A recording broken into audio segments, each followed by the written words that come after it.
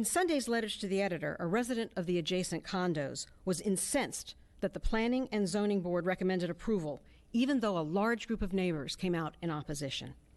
But rezonings aren't conducted as referendums, for a reason, not the least of which, is that it is well settled law in Florida that rezonings must be evaluated relative to specified standards, not by how many people can pack a room.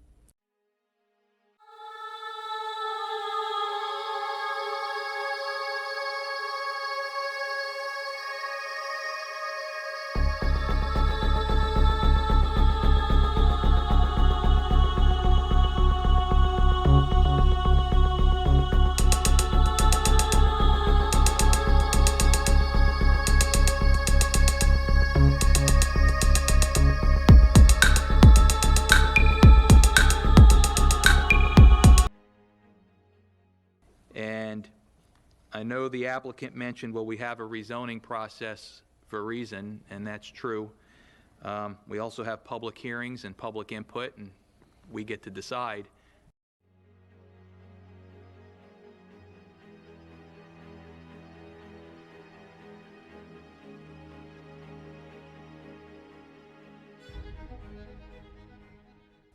But some points were brought up by some of the folks out here about the road widening.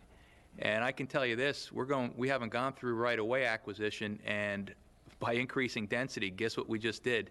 We just jacked the price up for acquisition, because now we're taking away development rights we just gave the applicant. So when you look at a piece of property with 37 units rights, and we go through the eminent domain process, and when they go to calculate all the value of that, and there's attorneys that figure all that out, and appraisers, and all the processes you go through, once we triple or more the density, they're going to claim that they just lost all this density and development rights. So we kind of have a couple of things at play here.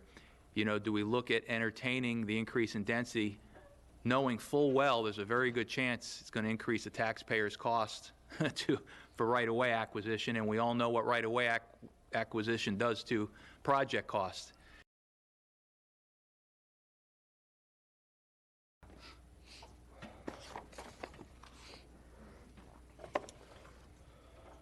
Good afternoon, Commissioners.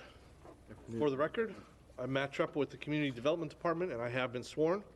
At this time, I request that I be accepted as an expert in planning based upon the summary of my qualifications, which is attached as Exhibit 1 of your packets. We're doing both of them together? Okay, we're doing, so we do need to use the quasi-judicial, because we're going to do the presentations at one time. I'm sorry, I should have remembered that. Commissioner Doherty, please. Yes, sir. Monthly meeting and file my paperwork this morning. Thank you. Commissioner Constance? I have nothing to disclose, Mr. Chairman. I'll be hearing all evidence for the first time. Thank you. I have nothing to disclose. Commissioner Teseo? Met with staff, filed my paperwork. Thank you. And Commissioner Staff Wood? and paperwork. All right, very good. Sorry. We accept his qualifications. And yes, we accept your qualifications, and the applicant. Thank you. Please proceed. This is a public hearing for petition PA 190817 and petition Z 190818 TDU. The applicant is PF Ponciana, LLC. The petition involves a request to amend the Charlotte County 2030 future land use map from low-density residential to high-density residential, a companion rezoning from residential multifamily 5 to residential multifamily 15, and an increase in density from 37 to 112 units. The subject property is located at 24258 Harborview Road and 4088 Oakview Drive in the Port Charlotte area. This shows the properties within 500 feet of the subject property, which were mailed notification. The subject property is at the northeast corner of the intersection of Harborview Road and Oakview Drive. The subject property is currently vacant. It is bordered by multifamily residential to the north, single-family residential to the west and southwest, a professional services building to the west, vacant multifamily residential land and an ACLF to the south, a manufactured home park to the southeast, and a place of worship to the east. This is the most recent view of the subject property and surrounding area from Google Earth. The subject property is located within an emerging neighborhood which are described in the comprehensive plan as areas that include large areas of undeveloped lots or other undeveloped lands in locations that are appropriate for residential and mixed-use development. They are generally near regional transportation corridors, typically have central water and sewer infrastructure, and are in the path of future urban development. The existing flume designations on the subject property is low-density residential, which allows for residential development at densities up to 5 units per acre. The site is surrounded by low-density residential on all sides. The existing zoning for the subject property is residential multifamily 5, allowing residential uses at up to 5 units per acre, with an emphasis on multifamily use. It is surrounded by residential multifamily to the north and south, planned development and residential estates 1 to the west, residential single-family 2 to the south and southwest, manufactured home park to the southeast, and residential estates 1 to the east.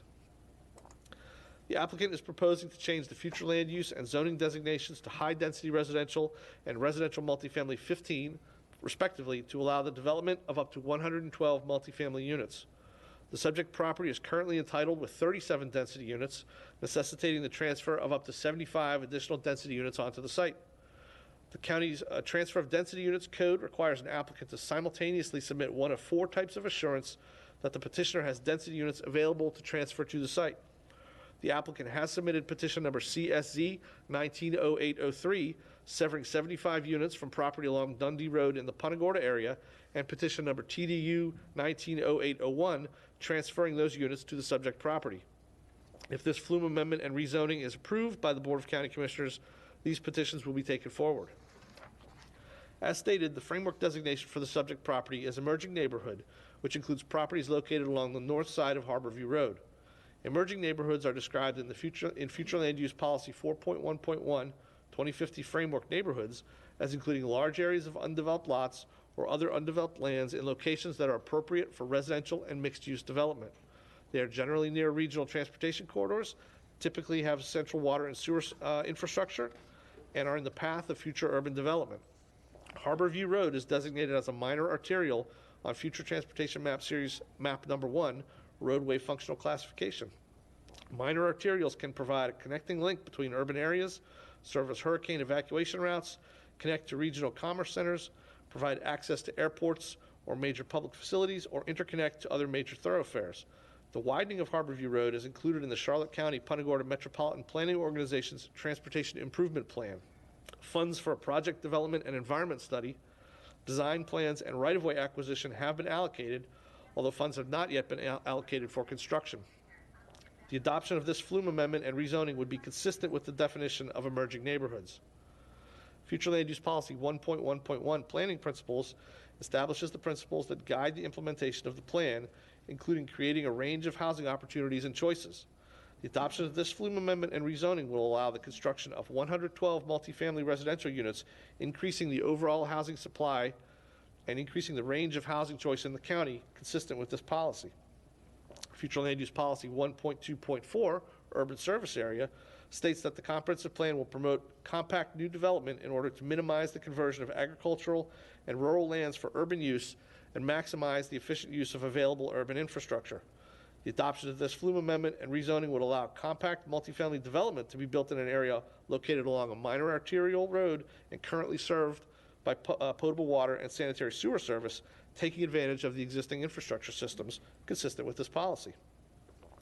Future Land Use Policy 1.2.7, Transfer of Density Units Program, intent states that the county shall allow development rights to be transferred to designated locations that are more appropriate for development and encourage unsustainable and inefficient forms of development to be redeveloped with compact, higher density development that efficiently utilizes resources.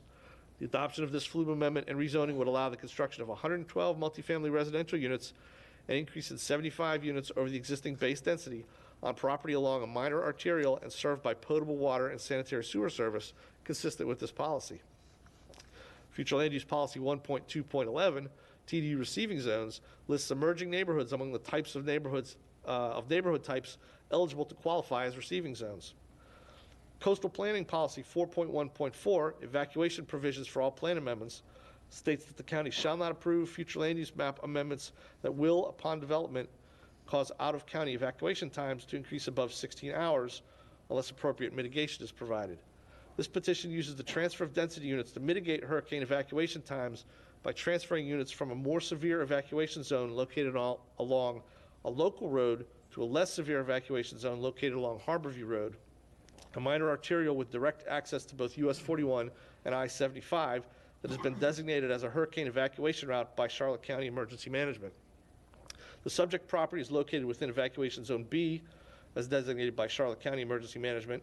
It is only partially located within the coastal high hazard area, and the area within the coastal high hazard area is located within the Category 1 storm surge zone. The property from which the necessary density will be transferred is located within Evacuation Zone A, a more severe evacuation zone. It is completely located within the coastal high hazard area, and the majority of that property is located within the tropical storm surge zone, a more severe storm surge zone. The transfer of units from a more severe to a less severe hazard zone and from a local road to a designated evacuation route, and the proposed future land use map amendment and its associated rezoning will decrease density within the coastal high hazard area. The county's transfer of density units program required for this unified petition is an appropriate land use mitigation measure that prevents any base density increase within the coastal high hazard area. Therefore, the proposed changes are not contrary to coastal planning policy 4.1.4. The petition presents no concurrency issues and is consistent with the goals, objectives, and policies of Charlotte 2050. The Community Development Department recommends approval of this unified petition. At its October 14th, 2019 meeting, the Planning and Zoning Board voted unanimously to recommend approval of this unified petition, and I would be happy to answer any questions. Commissioner DeSalle. Thank you, Mr. Chair. The property to the north, was it at some time part and parcel with this proposed project as part of like a first phasing? Yeah, the property to the north, Tallow Lakes, was part of a much larger development proposal from the late 80s, early 90s that included this property. It also included the property, the subdivision, or what is now the subdivision to the west. So at one point, this was all, this was under all under a unified proposal, but that has not, it has not developed that way over the years. So this piece got carved out and sold off? Along with many other pieces, yes. Okay, so when this was originally under one unified ownership, there's a stormwater pond there. Was that designed to serve, based on some type of density, the entire parcel? You know, including this proposal today? I did not find any information one way or the other in the older applications. Okay, just from looking at it, just the way it's laid out, it appears that this may have been, that pond may have been built to serve this entire piece that's developed plus this undeveloped proposal today. And I'm wondering if there was density during that review. Somebody must have ran some numbers to even design that pond, you know, and did it include a certain density for this acreage today that's being, you know, asked to increase density? In other words, was it designed with the existing 37 units, not 112? In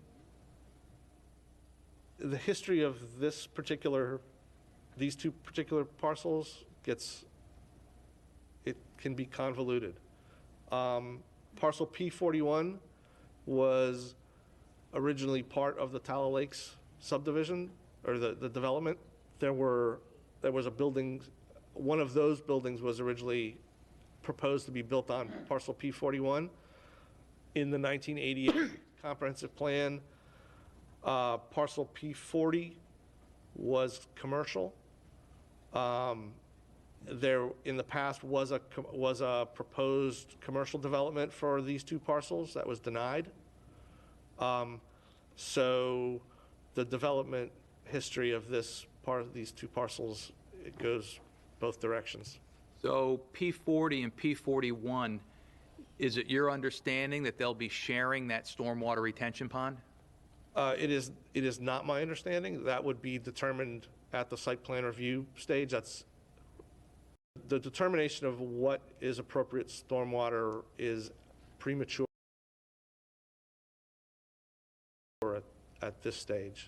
Yeah, Yeah, the reason I'm bringing it up is, I try to look at, what was the intent of the original unified ownership of this property. Was it to have a mix of a certain amount of density of residential, and like you had mentioned, perhaps in the front there was some commercial component, maybe a few residential units, again, to be built out at a later date. So I'm just trying to figure out, what was the original intent, and and the stormwater that's there and the additional density, what impacts is that going to have on the overall project? So that's, kind of what's going through my mind, and perhaps the applicant has some answers to some of those questions as we move along. Thank you, Mr. Chair. Thank you. Are there any other questions of staff at this time? Okay, we can come back if we need to. At this point, we can go to Ms. Waxler for her presentation. Good afternoon. Gerri Waxler with the McCrory Law Firm, representing PF Poinciana LLC, which is requesting a flume amendment from low-density residential to high-density residential and a rezoning from RMF 5 to RMF 15. Subject property is located on Harborview Road. The property is a remnant of a large planned multifamily community. The condos to the north are the only part of that project that ever got built. I don't have information on what was originally proposed. It was in the mid-1980s. I wasn't even through law school at that time. The site has been zoned, though, for multifamily use since at least 1985, and at one point there was a proposal for commercial on P40. There was a switch, and then it got switched back. So there's a very convoluted, as Matt indicated, a very convoluted history on what this property was intended to be. That intent has changed through the years, as often happens over an extended period of time. Right now, it is zoned for multifamily use. Its location, right along Harborview Road, a minor arterial, makes it less desirable for condos, but a great site for apartment housing, especially given its proximity to both I-75 and US 41. As detailed in the application and in the staff report and Mr. Treppel's proposal that you just heard, the proposed use is consistent with the comprehensive plan. The multifamily use is also consistent with adjacent uses. It's located between an adult respite care facility to the west, an existing multi-story, multifamily condominium project to the north, and a church, which you can see to the east. You also have a very high-density mobile home park, kind of catty-corner to the south, I guess southeast. Within a half mile of this site, in either direction, you have single-family homes, condominiums, apartments, churches, and mobile home parks. Harborview Road is and always has been a hodgepodge of uses. It is not consistently one type of use over another. The project will be served by water and sewer lines. A water and sewer usage analysis was submitted with the application. Both Charlotte County Utilities and Charlotte Harbor Water Association have capacity to serve the site. The 2025 projected level of service on Harborview Road is the same with or without addition of project traffic. The application was accompanied by a traffic study. That traffic study established that fact. The project will generate 8 elementary students, 5 middle school students, and 6 high school students. School capacity itself will be analyzed at any final plan approval. The property will not adversely impact living conditions in the area.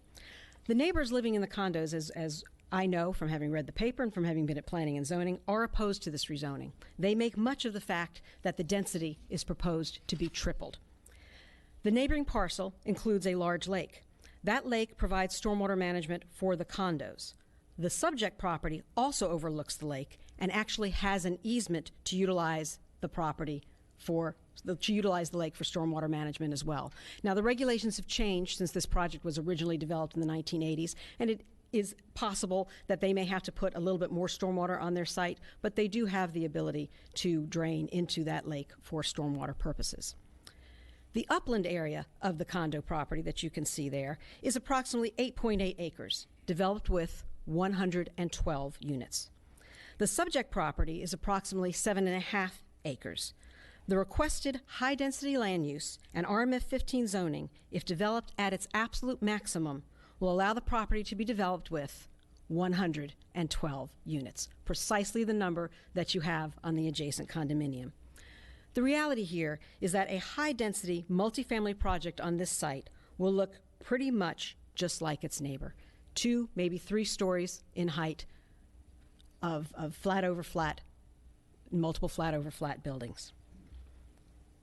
The adjacent condo project and other multifamily projects in this vicinity have not deterred development in this area. Required landscape buffers will further reduce the impacts on development. Similar use, similar density, similar height, and increased landscape buffers means no new impacts that will adversely affect living conditions or property values, particularly for the neighbors to the north. As determined by staff, public safety will not be impacted.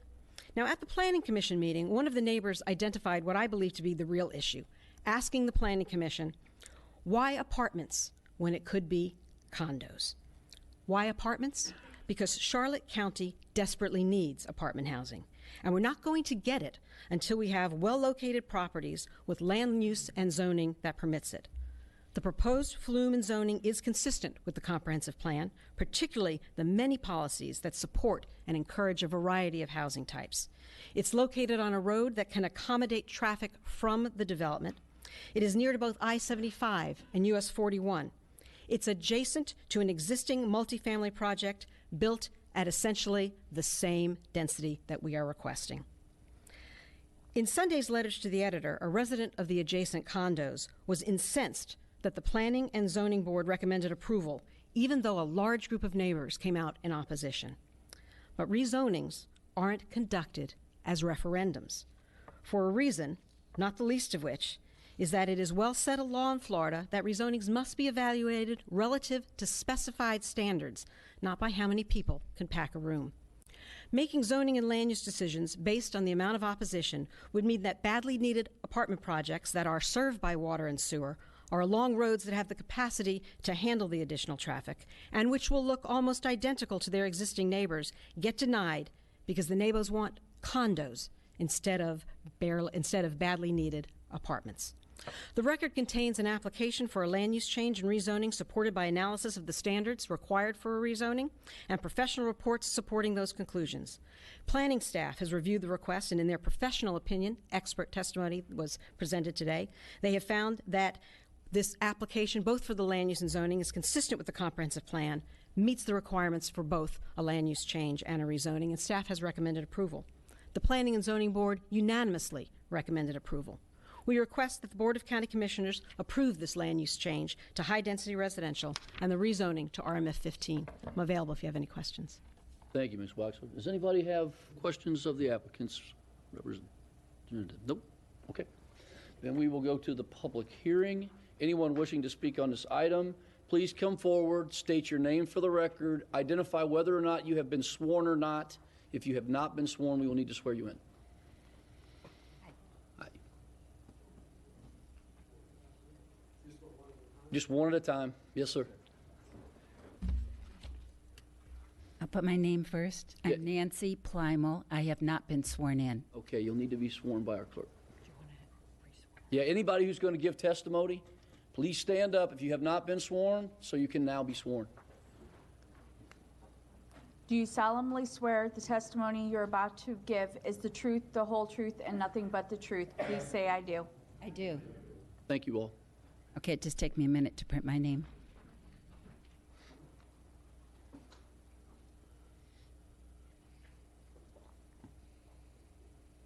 And Mr. Chairman, point of information, just because we didn't ask questions of staff or the applicant to this point doesn't mean we're not going to ask a lot of questions after we hear from the public. So rather than take up your time, let's hear what you have to say. Thank you. Okay. Please proceed. Hello. Good afternoon. And I am a resident of Tallow Lakes. I purchased a property in 2012. I'm a retired planning supervisor for development from the city of Columbus, Ohio. And I'm very interested in my new home. I love Charlotte Harbor. I love where I live. And I became very concerned with this spot zoning. And I know I submitted a large packet when the zoning commission had it. I presume you got the same packet. But if you look at the bigger map, and that also is in front of you, and that is from ODOT, not VODOT, FODOT, it shows that Tallow Lakes is considerably bigger than the parcel at the southern end. This parcel was a part of the original, and it's interesting. I didn't realize that I think of us either as a maturing neighborhood or emerging neighborhood. Tallow Lakes has been there since the 80s. The part that is now River Club, which is to the west, and also to the north were a part of the original, and they are single-family development. The properties along the southern side of Harborview are single families, or there's a low density. There's only 12 residents, and they won an award as the best home for people at the end of life. And they are used to a quieter neighborhood.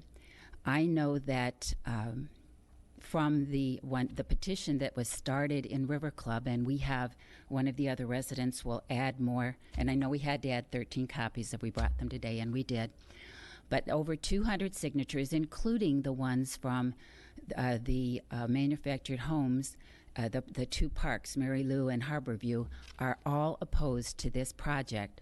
I would almost say that everyone else here in this room is, mainly because it is high density. The lawyer is correct. It's 3 times what is currently zoned. And I know that for myself, and many other people may speak, I don't care what low density use is presented there if it stays the low density. It is a radical difference to go from 37 units, whether they're apartments or condos or whatever are the other allowed uses in low density, to be much larger.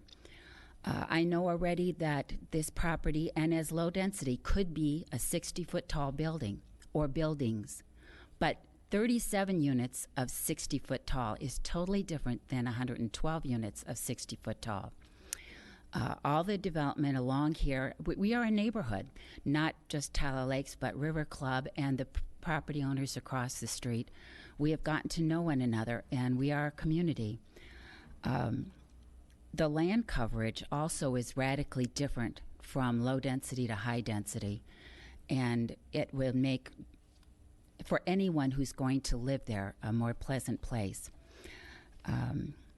I think it's out of character. Let's see, I wrote notes. On page 5 of the plan, the FLU plan, it talks about that density difference. And then if you go to the plans that you were given, I'm sure, page 13, like I say, I think of us as that we don't fit, that they should be caring about the surrounding neighborhood and being a part of the surrounding neighborhood. Being 3 times what the highest density is would be radically different. Oops, it's 1 minute. 1 minute left. Okay. Tallow Lake is, and if you can see from the larger plan, and that Tallow Lake goes around all our development.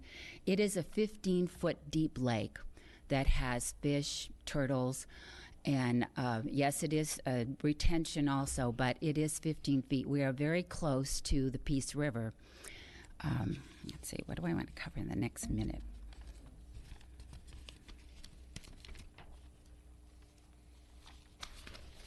I think some residents in the audience have some signs they want to show you how we feel differently about this.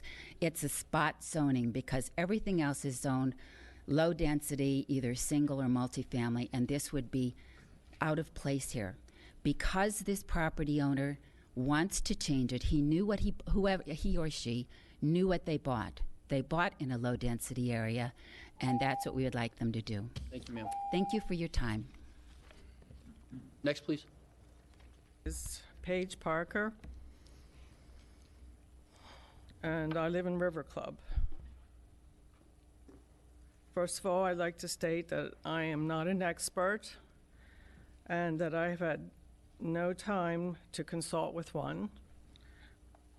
I've not read the entire 63 pages of the 2050 master plan or any zoning documents related to it. I have, however, been able to develop a limited understanding of density transfers. The 2050 master plan states that density transfers are available in order to remedy antiquated subdivisions and unsustainable, inefficient development, to promote long-term agricultural activities and cluster housing, and to protect historic, archaeological, and environmentally sensitive areas.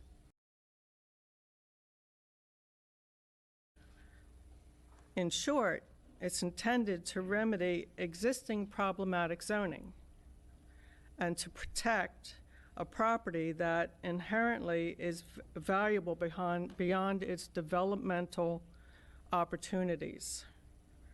I don't believe that any of this applies to this property. Excuse me. And I do believe that the property is now, as it is now zoned, is consistent with the communities surrounding it. This is not my map, but the yellow is the low density, and the green is the high density.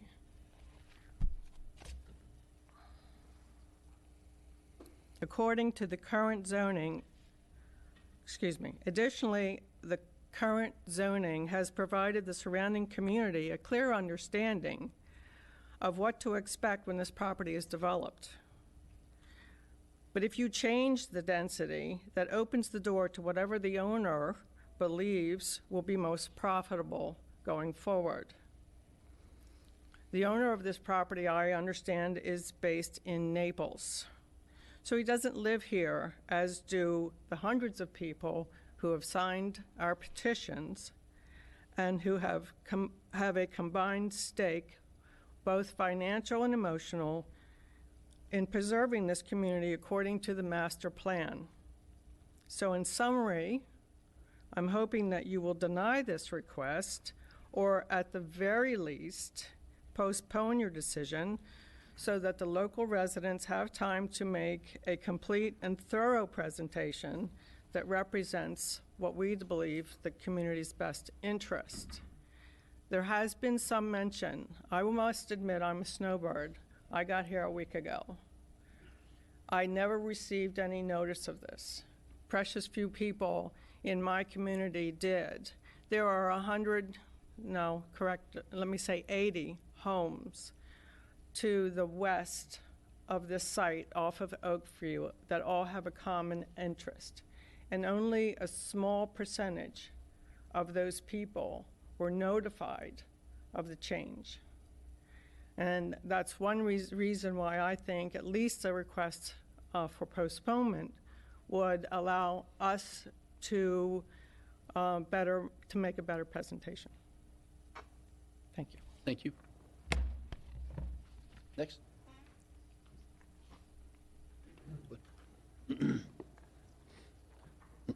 Steve Schwab, I'm Vice President of Tala Lake Association. To answer a couple of your questions, Lot P41 was originally designed to house another 10 units, just like the adjoining units around the lake. So that retention pond was built for 10 units. And the original property, it was built in '88, and the original property was all owned by the same owner. He also owned Oakview Drive and whatever. And he had just sold this property because he couldn't do anything with the property himself. But I want to ask, when was the road study, traffic study done? I'm sorry, sir, we don't answer questions or interact at this point, but we're taking note of your questions, and then when the public's done speaking, we'll try to address this. I just wonder if it was done during peak season or low peak. And we don't disapprove of building there, just it needs to be low density. I don't think the property is big enough for 112 units. We have 112 units, and we have twice the property. That's pretty much. Thank you. Thank you, sir. Next, please.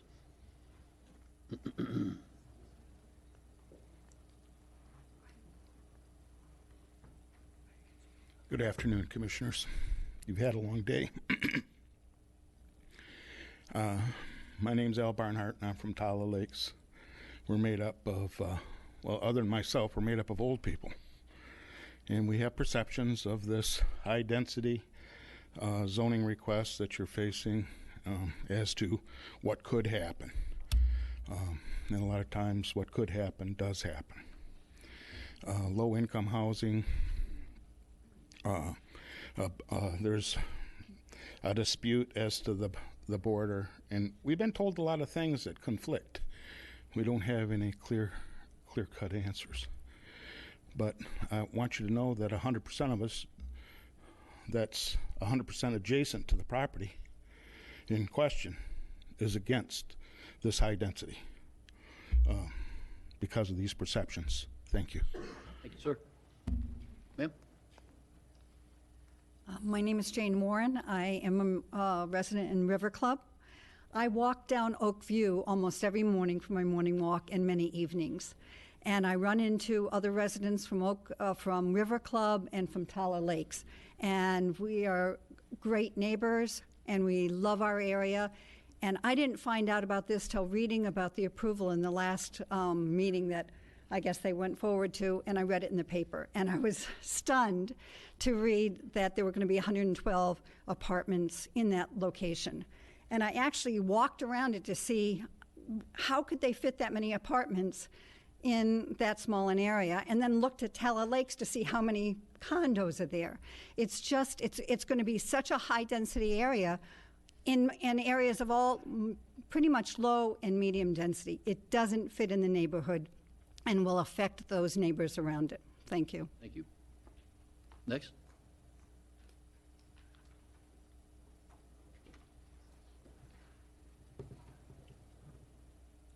Good afternoon. Good afternoon. My name is Rita Mueller, and I'm a resident of Tala Lakes. I don't have much to say, but I urge the council to deny this request for high density and leave it at low density. Another consideration, I've listened to and all the points that have been made here by my friends and neighbors are very, very on target. There is the widening of Harborview Road that will take quite a bit of property from the side of this property. And I have just heard that Florida, I guess DOT, has allowed or has actually planned a stormwater management pond at one of the corners of this property, and it's laid out in one of the signs we have here to bring to you. Basically, bottom line is we all love where we live. I came here to be part of paradise, and it is nice. We are in a 55 and older community, and we love living here, but the high density is going to bring more traffic. We have a hard time getting out of Oakview Drive as it is right now, and without additional homes to be built or condos or apartments, it really doesn't matter. As long as it stays low density, it's got to stay low density. Please deny this request. Thank you for you. Thank you, ma'am. Anyone else?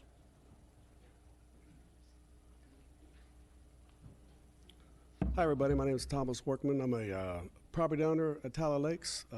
Owned the property for about 5 years now, and moved there because of the atmosphere of the area, the low density neighborhood surrounding areas, and the proposal I believe that this company is wanting to do is way over use of the property. If you take into account all the additions to this property, you not only have 112 units, you've got swimming pools, clubhouses, parking.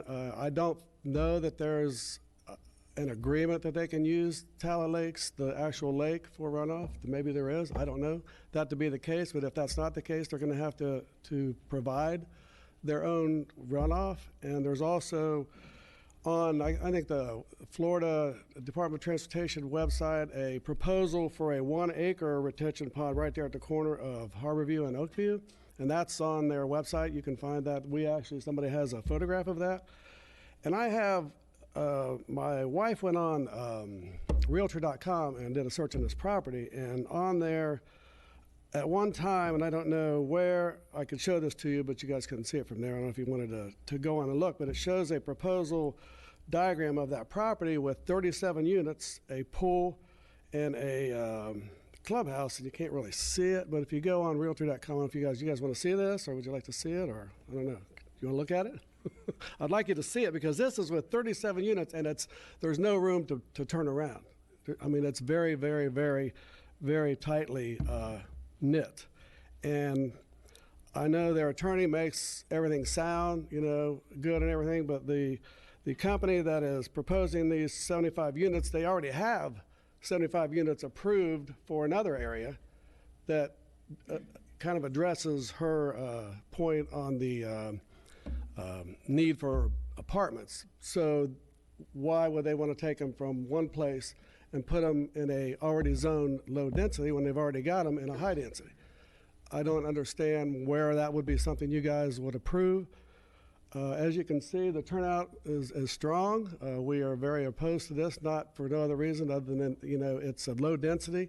It was zoned that way for a reason, and we believe it should stay low density. And I don't know, she said that there's apartments within a half a mile there. I'm not sure where that's at, but I'm not sure that they're that close. But anyway, at minimum, that I would like to request you guys at least table this for a while and give us a chance to get some better representation, to give you guys better information. And you've got a lot of information, and we would just hope that at minimum that you would deny it, or minimum you would table it, and at best that you would deny this and leave this property as it is.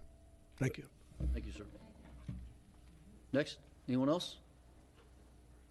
Oh, got him in. My name is Phil Huddleston. I live in River Club. I moved there in August of this year.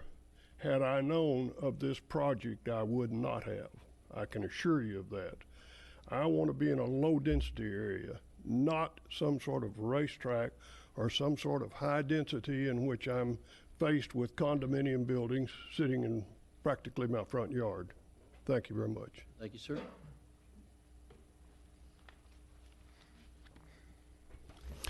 Good afternoon, Commissioners. My name's Tim Ritchie, and I'm a resident. Were you sworn, Tim? I'm sorry. Yes, I did. You stay. I couldn't remember if you stood. Yes, Thank you. Thank you. I've been trying to keep track.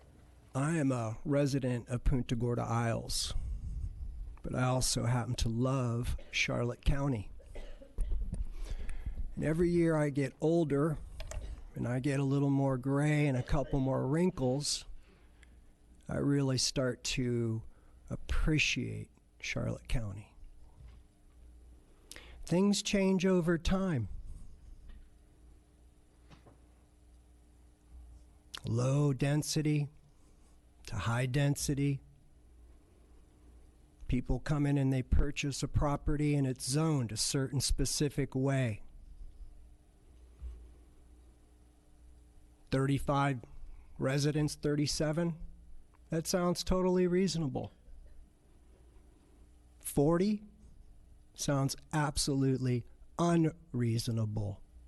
112, no.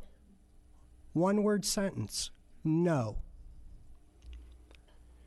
If we continue to allow all these people who come in and buy land, and they know it's zoned a certain way, and then they're going to come back with the attorneys, and they're going to come drag it all out, and they're going to waste money because they want to get it rezoned the way they want it done. We're at a very critical point in time in all of our lives.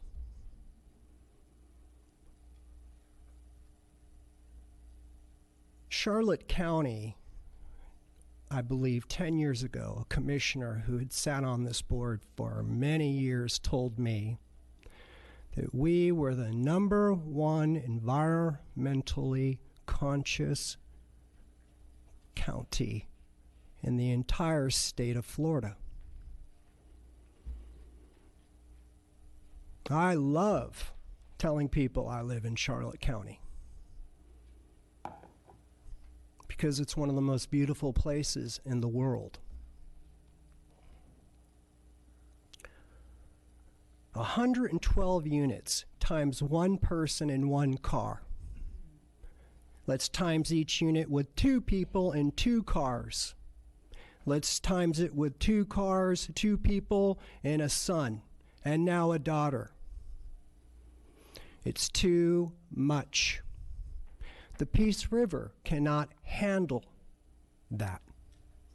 We don't have enough waste treatment facility to continue this. We have constant spills into our river, in our harbor. We have Sunseeker coming. That's going to bring a lot of traffic here. This morning, I was late to the meeting. 45 minutes to get from my house here. I guess I'm going to have to leave an extra 30 minutes.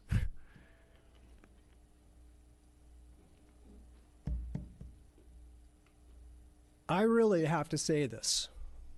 This whole rezoning thing, I've been paying a lot of attention to it this last year. And yeah, they buy the property. This is America, the greatest country in the world, period. You have your right to do with what you purchase.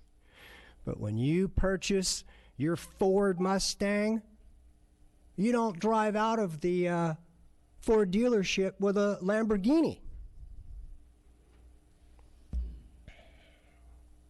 We need to protect our county.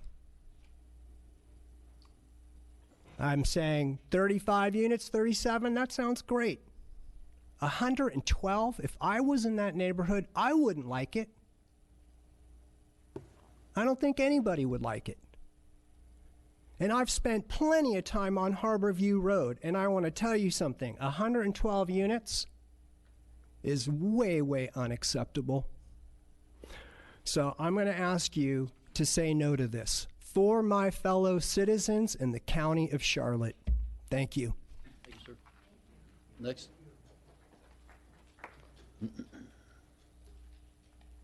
Good afternoon. My name's James Swallow. I'm a property owner at Tala Lakes. I have been sworn. And I'm not opposed to development. I'm not opposed to apartments. The thing I'm concerned about is the amount of property that's available for these 112 units to be built on. There's been a lot of comparison back and forth to the land mass at Tala compared to this project, and I think it's deceiving because they have 7.48 acres, and a couple of folks have mentioned already there is a proposed retention pond that FDOT has in their plans as they widen Harborview Road, which will happen. I just got a notice yesterday that they're moving ahead with the planning phase of it now, and that retention pond will take up 1.1 acre of their property they have now, and also with the I believe there's 14 feet they're going to lose off the front of the property for the widening project, and also buffers and setbacks. I just don't see how 112 units are going to effectively fit in this space. And also there was mention of how many school children would be added to the area. I really don't know how you can project that because you don't know how many families are going to move in there. And one of my concerns is if you're going to have a bunch of children in there, which is fine. I'm a grandfather of 19. I love children. Don't get me wrong, but I'm concerned that there won't be areas for them to play and be kids with as many parking places that are mandated. I think I could be wrong, but I think it was like 1.5 parking spaces for each unit is what the norm is, and then there's parking places for handicap. So many of those, and just those are my concerns. Thank you very much. Thank you, sir. Anyone else? Yes, sir. Michael Sundquist, owner there at Tala Lakes. Just want to warn you, been with the cities for 35, 40 years. You open Pandora's box with this, We're going to have a high intensity all the way down that road. We ain't getting out there for a hurricane. We ain't getting out there for nothing. We ain't going to be able to get out of Oakview.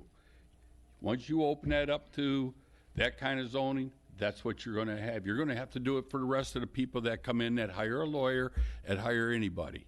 The guy that bought this knew it was low intensity. That's all I got to say. Thank you. Thank you, sir. Anyone else wishing to speak? Go ahead, ma'am. Go ahead and come forward. He can come around and take a seat. I have, whoops, to adjust this. There you go. I have been sworn in, and I was at the meeting originally. Your name for the record, please. I'm sorry. I'm Karen Holdaway, and I am also a owner resident of Tala Lake. I attended the other meeting, and I got up and talked a little bit about how I felt about the situation as well. So my feelings are very well expressed by everybody that has gotten up and spoke. I would like to see it remain the zoning it is. My parents had been in that area as well before we lived there. I've been there for full-time for 13 years, and I was there before Westchester was the dead end. Or Oakview was a dead end with Westchester.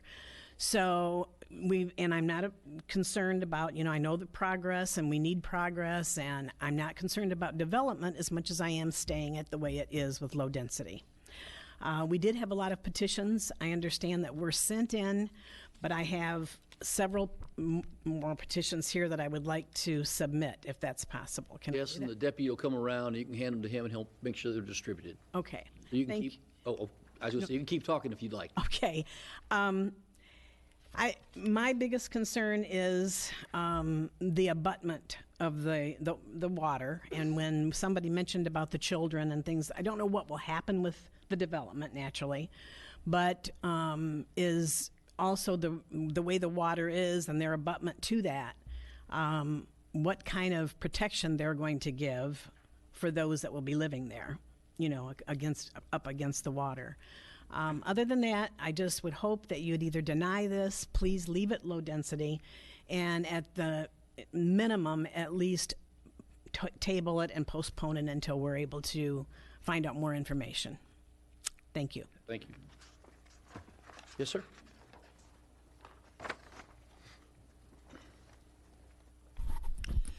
Yes, my name is Neil Melson, and I'm a resident in Tala Lake.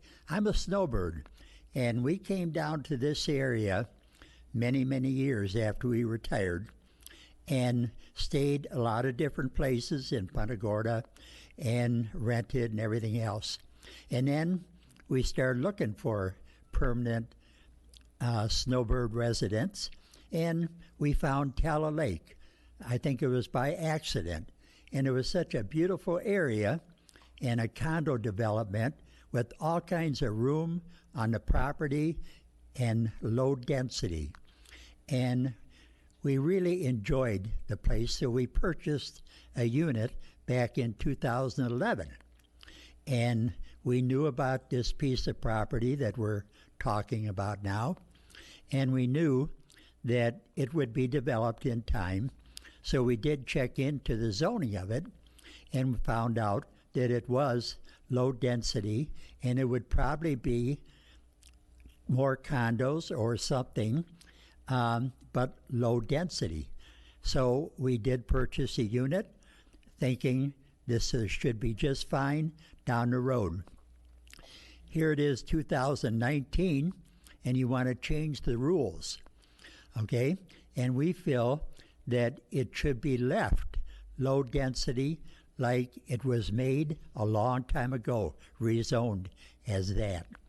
And that many units on Harbor View Road would just be a disaster. The traffic would be terrible, and it's just too much density for that area. And if you look around, you'll find that it's all pretty much low density. So we would encourage you people, the board, the county, to leave it the way it is and let us enjoy the rest of our retirement in Tala Lake and not have to put up with high-density situations. Thank you. Thank you, sir. Is there anyone else wishing to speak? Anyone else wishing to speak? This is a public hearing. Anyone else wishing to speak? You'll have 5 minutes. Thank you for listening to us. Thank you for being here. Mr. Chairman, I see no one further rising, therefore I move to close the public hearing. Second. Motion is second to close. All in favor, please signify by saying aye. Aye. Any opposed? Thank you. Ms. Waxler, rebuttal. I listened very carefully to what the residents had to say, and I'm a little, well, I'm not befuddled. I know what's happening here. What you heard over and over again was this is a low-density area. Particularly, you heard the Tallow Lakes people and a number of people who came up talking about how they moved there because it was low density. It's a quiet neighborhood. We want it to stay a quiet neighborhood. The reality is that this neighborhood is not developed with entirely low-density residential uses. In fact, the Tallow Lakes development is at a high-density level. The problem is people fear the words high density when they hear high density without actually understanding what high density looks like on the ground. High density on the ground looks like Tallow Lakes. What's the mobile home park that's catty corner, that's high density development. That's at a higher density than what we're proposing even. The property, and I don't know what it is inherent about multifamily development that for some reason will create more noise, more tumult, and disrupt this quiet neighborhood, which is what we heard it referred to as a time. Tallow Lakes is a multifamily development, high density. Didn't disrupt the quiet neighborhood. We had one gentleman who moved to the project to the west and said he never would have moved in if he'd known there was going to be high density residential development on this site. But he moved in adjacent to a high density residential development because when he looked at it, 2-story, 3-story development like that doesn't look like high-density residential development because while we may classify that as high-density in Charlotte County, high-density, when people think of that, they think of what high-density is in most other communities, 60, 70, sometimes even over 100 units per acre. Very quickly, looking at some of the comments that were made, there was one comment made about the density transfer, that this isn't consistent because it is designed to remedy an inherent problematic zoning. There's a misunderstanding there. It's where you take the density from, removing the density from the sending zone is designed to remedy an inherent problematic area. It's not where it's transferred to. In fact, this is a qualified receiving zone. You heard Mr. Treppel talk about how it meets all the requirements of the TDU ordinance, both and the TDU provisions in the comprehensive plan. This would not be, it's not intended to remedy, it's intended to move it to some place that is more appropriate for the density. Traffic was reported over and over and over again, and we did have a traffic study done. Traffic studies, it doesn't matter what time of year they're done because if it is not done during peak season, there is a peak season add-on that is done. Same thing, there's a growth factor that's put in because if you're looking to predict traffic in the future, you don't just look at what's here today, you actually project it out into the future. All those things were done. The traffic study was done by a licensed professional engineer who is a traffic engineer, and all that was taken into account.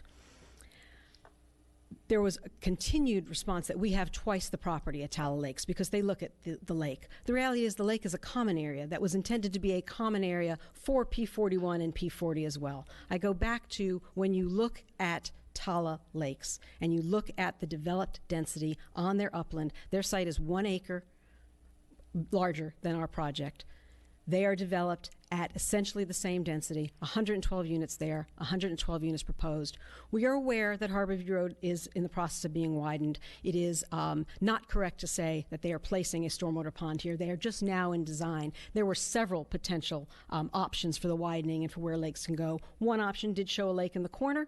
Other options did not. The reality is, if there is a taking of this property, they will not be able to develop the full 112 units. They will then have a smaller property, and when you multiply it by their density, it will result in a smaller number of units. I was most taken, though, by the comments that talk about, I guess could be capsulized by, that we shouldn't allow this change to occur because the property was zoned this way, and we can't continue to allow people to buy land zoned one way and then allow it to be rezoned. Well, then why do we have rezoning provisions in our comp plan, number one? But more importantly, number two, if we don't allow property that the testimony that you've heard says is consistent with your comp plan for high-density residential use and for RMF 15, meets the requirements of the TDU ordinance, meets the conditions for rezoning. If we do not allow these types of properties located on minor arterials in an area with similar development immediately adjacent to it and higher density and development catty-corner to it, we are never going to be able to address our need for multifamily housing in this property. This is the second hearing I've been before you where we've had a large number of people opposed to multifamily zoning, the first to this kind of density. The most recent one, the last one, was for the Springs project, which is developed at essentially the same, it is a high-density residentially zoned, it's a PD, but it is high-density development.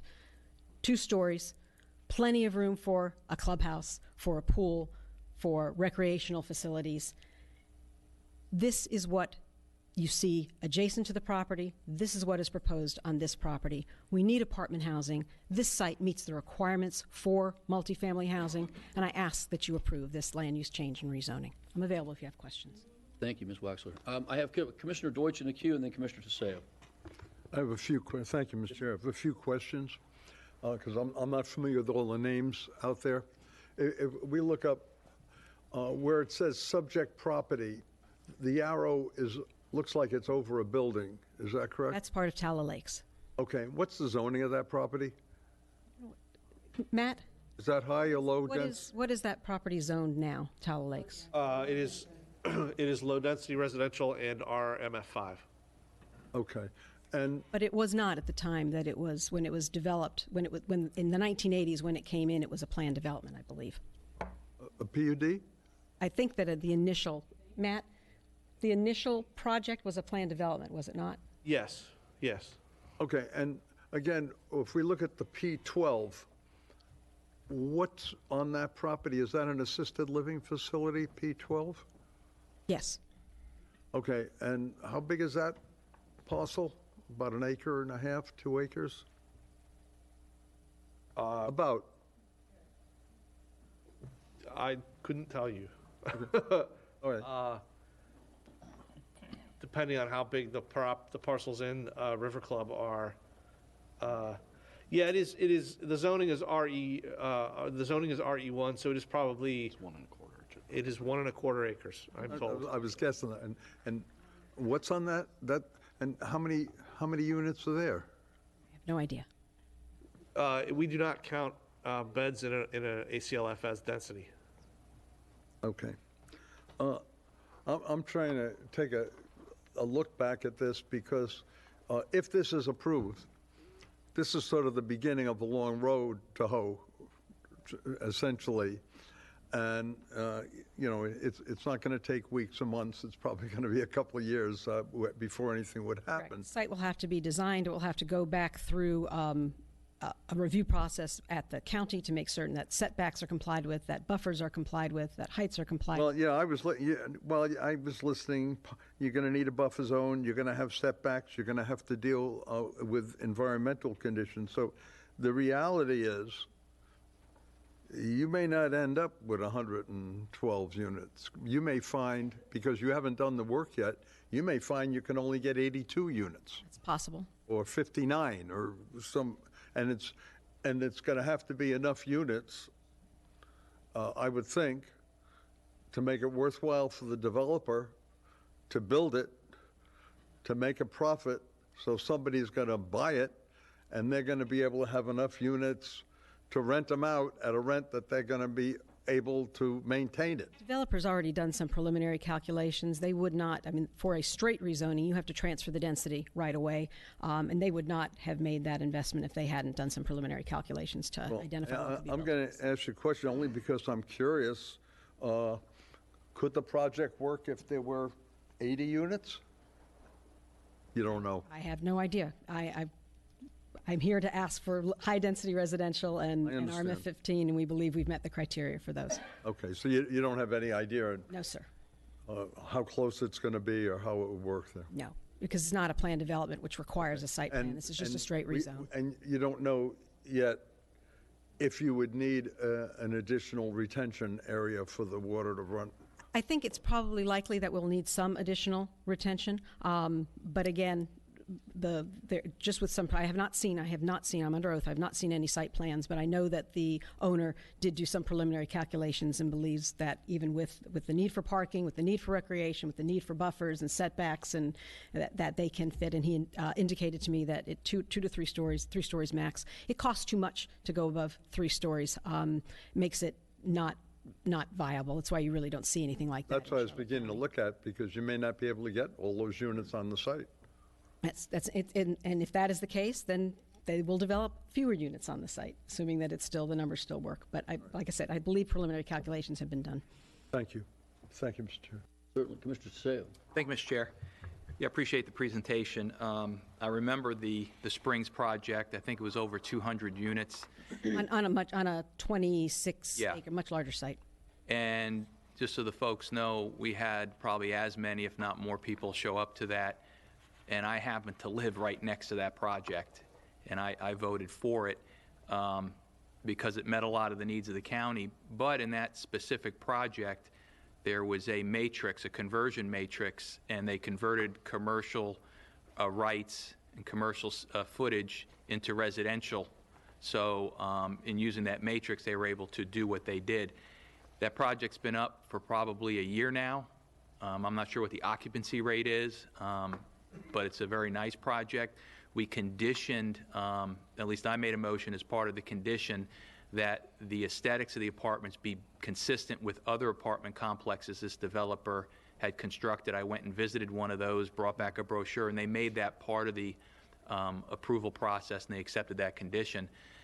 Any of you who are familiar with the project, it's on the corner of Loveland and Peachland. I live off of Loveland to the west, and so I drive that street literally every day. I've noticed almost zero impact on traffic, believe it or not. I don't know why that is, but there's cars in there, and it's really been very limited traffic. However, there was a matrix at play. There's no matrix here. And I know the applicant mentioned, well, we have a rezoning process for a reason, and that's true. We also have public hearings and public input, and we get to decide based on the information that we've gotten. So I look at each individual proposal separately, although I do glean from past experience, some of the things that I just discussed, at least how it affected real-life traffic. But some points were brought up by some of the folks out here about the road widening. And I can tell you this, we haven't gone through right-of-way acquisition, and by increasing density, guess what we just did? We just jacked the price up for acquisition, because now we're taking away development rights we just gave the applicant. So when you look at a piece of property with 37 units rights, and we go through the eminent domain process, and when they go to calculate all the value of that, and there's attorneys that figure all that out, and appraisers, and all the processes you go through, once we triple or more the density, they're going to claim that they just lost all this density and development rights. So we kind of have a couple of things at play here. Do we look at entertaining the increase in density, knowing full well there's a very good chance it's going to increase the taxpayer's cost for right-of-way acquisition, and we all know what right-of-way acquisition does to project costs, because in many ways they estimate those things, but some of it's an unknown until you actually figure it all out. So I have an issue with that. In terms of what's being proposed with the 37 to the 112, again,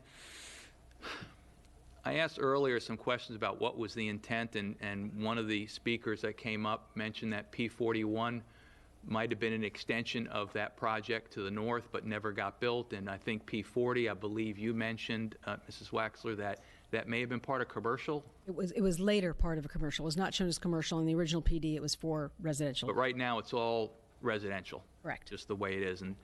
And whoever bought the property knew what they were getting when they bought it.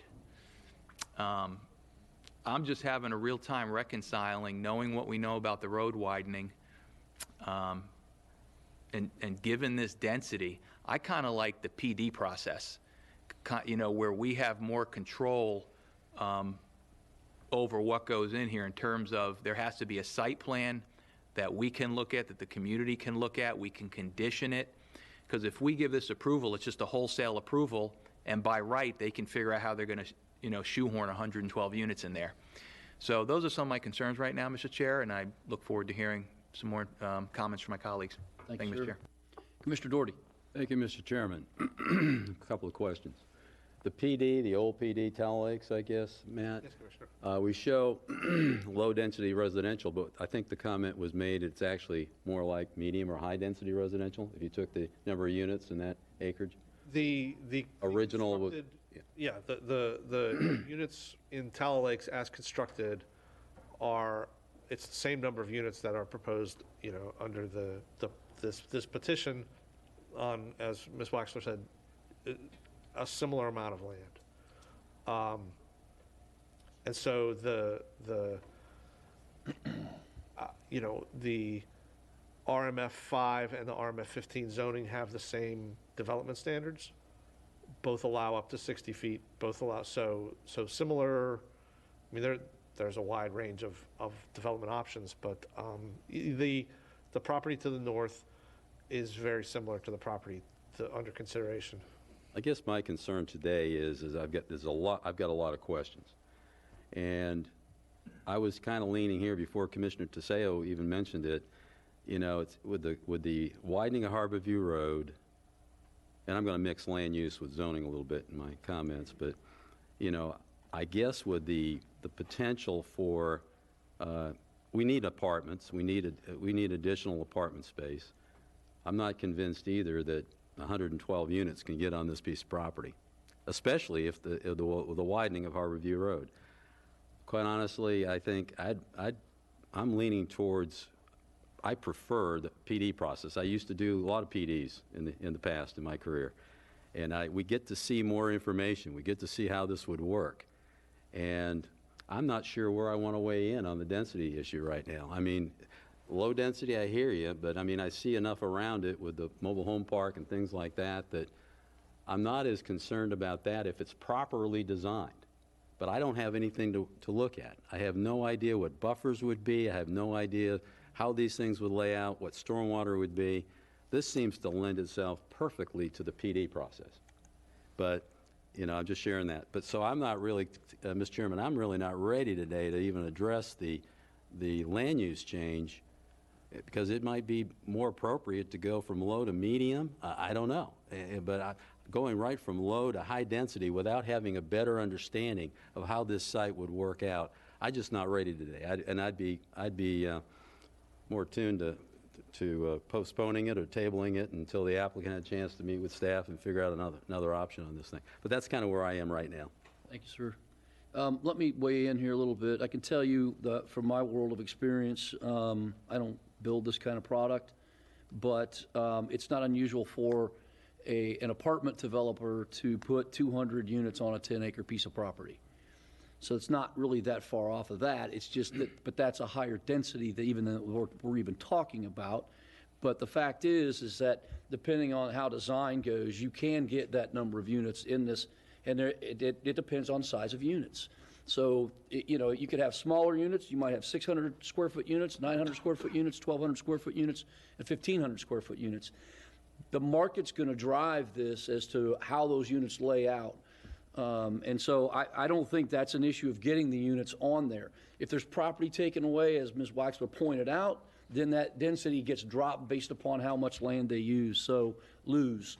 So if there's a pond that they agree to, or there's easement provided, right away taken away, that type of thing, then that will be deducted from their ability to produce those units. As far as traffic is concerned, I drive by the apartments on Murdoch, both on Collingswood and on Murdoch, every day. And I've never had an issue with traffic with people coming out of those, and that's very similar to what we're talking about. The apartments on Rotunda Boulevard West in my neighborhood, Rotunda Lakes Apartments, same thing. I hardly ever see people coming and going. They do, I know they do. It's at varying times a day. I don't have an issue with traffic on this. It's directly out onto Harbor View Road. I don't really see that, or maybe it ties into Oakview. That we don't know. I'm not in opposition of this. I would say that knowing more information makes it easier. Through a PD process, it really does help us to kind of see how we affect and how the neighbors are buffered and all those types of things. But they have met the criteria of what's been laid out before us today. And the one is legislative.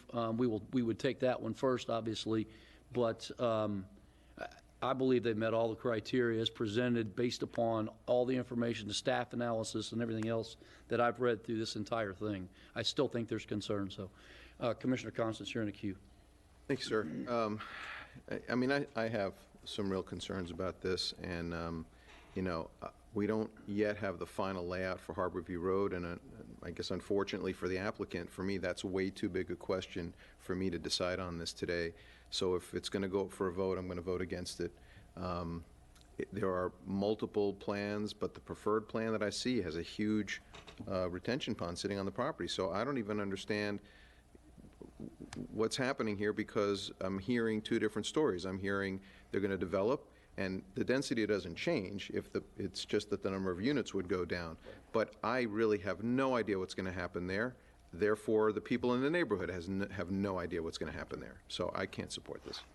Thank you. Given what I've heard, I would ask for a continuance to allow me to go back. My client's not here today, to ask him if he would wish to withdraw this application, come back with a PD, or perhaps come back to this hearing with, like I said, I know that he did some preliminary planning. I have not seen plans, but they may be there to be able to show those to you. I heard that from Commissioner Truseo. I heard it from Commissioner Constance and Commissioner Doherty. And though I heard your support, I also heard that you also, there's some information. I would just ask for a continuance to allow me to talk with my client about coming back with some more information for you. Works for me. I think that's a good idea. I think the board, I'm getting head nods.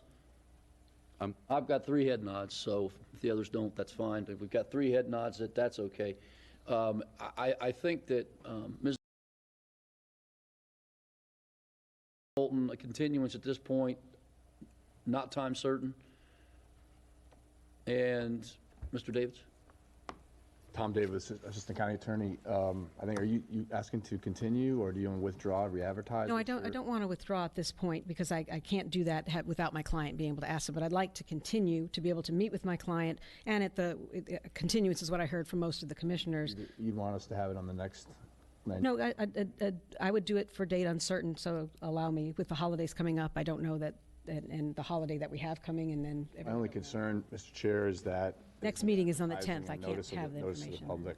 If it's a continuance to the next meeting, then everybody here knows what's going on. If it's, you know... If it's an indefinite continuance, it has to be re-advertised, so everybody gets We the would same notice. re-advertise Which is the that. same thing as withdrawing and then just doing it all over. We could do January, then you have a date certain. Sean Cullinan, Planning and Zoning Official. I have been sworn. Even if it was continued to a date certain, we would still re-advertise to the same 500-foot buffer, the same everything, just because of the number of people that have shown up here. Okay. That is standard practice. Thank you, Commissioner Truseo. Yeah, and I prior to finishing up my comments, I had said I wanted to hear from my colleagues, and I've heard. In terms of 37 to 112, if I was going to vote today, obviously it'd be a no for sure. But the plan development, I think, may be a pathway. And I think I saw some people in the audience kind of looking at each other, what's a plan development or PD? Perhaps we can just have staff, before they leave, just explain what that is so they know what we're continuing, or instructed the applicant to look into. Yes, Commissioner. Thank you, Mr. Chair. A plan development is another form of zoning. It includes specific conditions placed upon the property that can limit uses. It can limit, it can specify specific buffer sizes, specific access points. It can a number of conditions can be added to the property that standard zoning designations do not include. And we get a conceptual site plan. Yes, a conceptual site plan is submitted as part of that. The board can review that at that time. Thank you, Mr. Chair. Thank you. Okay. All right. That dispenses with 6 and 7. Point of order or point of information. So has the applicant withdrawn the application? No. No. So do we need to vote? Yeah, we need to vote on a continuance. All right. So, Commissioner Doherty? I move that we continue this to I guess it's a date uncertain, and this will be re-advertised accordingly. We're talking about both items, correct? 6 and 7. I'll yes. second that. Thank you. Is there further discussion? Mr. Chair. Yes, sir. I had a question about the notification process. This board about 2 years ago increased the notification from 250 to 500 feet. And I know it doesn't cost a lot to increase the radius. Can we increase that further to 1,000 feet? It's just the mailings on this one particular continuance. It's not very much, and I think they pull those addresses from the property appraiser's office. We can, but remember that grows exponentially. It's not just adding, say, these folks up here in River Club. It's adding all these folks over here, all these folks over here. So those costs do grow exponentially. Typically, when an applicant requests a continuance, we require them to pay for the re-advertisement of everything. If administration and the board directs us to, we will, but I would caution against that. Commissioner, I would have concern about why we would call out this one project to do that for, because you do have members in Tala Lakes that obviously are here that can tell their neighbors, and whatever the other subdivision is, that 500-foot buffer covers all of those, that they should be able to get the word out to their community. Well, I mean, as you know, I know when we made the change from 250 to 500, there was so many people even at 250. When you look at it, that's like 3 or 4 lots at an 80-foot lot. So I mean, it's not very far. We did expand it, which is, we're better off now than we were before. So perhaps it may be a discussion for a later day to expand it, because even with 500, when you look at the radius, it still doesn't seem like enough people on something as impactful as a rezoning. People just don't know. They don't see the little sign in the swale. Just a thought. Thank you, Mr. Chair. I guess we'll wait for another day on that one. Thank you, Commissioner Constance. Yeah, and I just wanted to agree. I think, you know, if you want to make it 1,000 feet, then bring it back, and it has to be a consistent change from that point forward. I don't think we can do individual things. And just, Mr. Chairman, point of order, I think if we're going to vote for continuance on 6, we don't even address 7, because 7 is only an item if 6 gets passed. So I don't think we're going to continue both of them. I just asked the attorney. So I think the motion would be just to continue 6. I don't think Is it both? Sir, I think, Tom Dave again for the record, I think you'd have to continue both because they're both as part of the same presentation. part of the same okay. presentation. Everything. Yeah. They would have been separate votes, but. Right. Noticed it's the label on the presentation. Yes, sir. Okay, thank you. Sir. Thank you. Okay. The motion stands, sir. Thank you. Motion and second here. Any further discussion? Hearing none, all in favor, please signify by saying aye. Aye. Any opposed? Okay, now we're dispensed with those two. Thank you very much. And our next item, Mr. Quillen, take 5 minutes. Okay, we're going to take a little 5-minute recess. I thank you for